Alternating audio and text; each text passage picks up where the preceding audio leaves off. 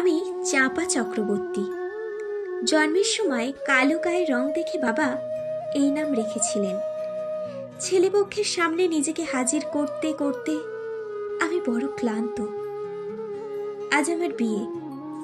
37-এ এসে অবশেষে একখানা বর জুতোতে পারলাম, যদিও তাদের দাবি একটু বেশি। 10 ভরি সোনা আর নগদ 50,000 টাকা।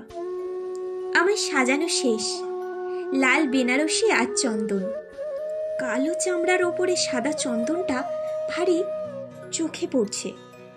ঠোঁটের লাল রংটাও কেমন বেমানান ঠেকছে। বিয়েটা আর হলো না শেষ পর্যন্ত। পণের টাকা গয়না কিছুই জোগাড় হয়নি।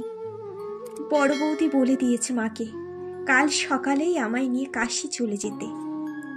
কিন্তু আমার বৃদ্ধ মা এই বয়সে আমাকে নিয়ে যাবে কোথায়? যে শাড়িখানা পরে আমার শ্বশুর বাড়ি যাওয়ার কথা ছিল, সেটাই এখন আমার ফাঁসির দড়ি।